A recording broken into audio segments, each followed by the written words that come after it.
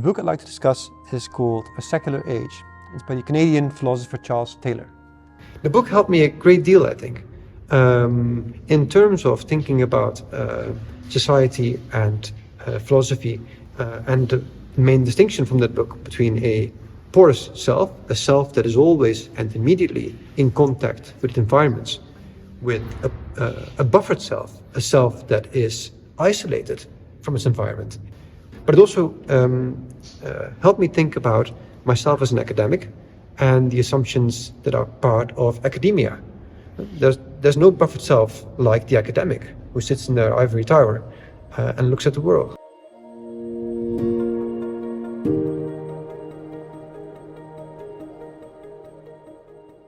This is the book. It's a big book. It's full of interesting ideas, and it discusses the question: what does it mean to live in a secular age? Secularism might mean that there is separation between state and church.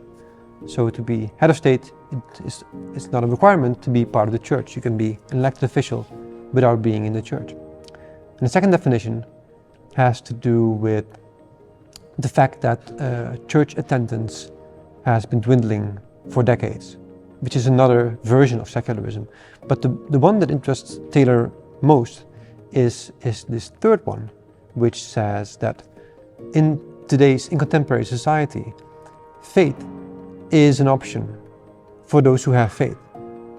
So it's not as if secularism means this possibility to be atheist. No, it's the other way around.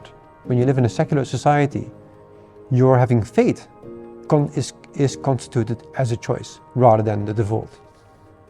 While having faith was the default in the year 1500.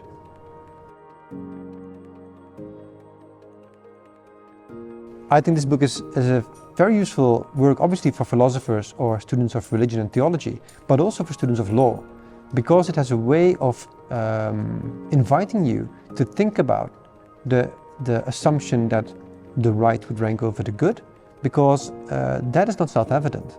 There has been a culture, a European culture, wherein the good was the center stone of all thought, all culture, and society. I found this book because it was included in a list of, I think, the 10 essentials that any theologian should read. It was a list compiled by Dutch theology professors a year or 3 or so ago. So that's when I found it. And then my friends and I, we have a philosophy reading group, had to choose a new book to read. So my colleague recommended this one, so I was very pleased because I was keen to read it.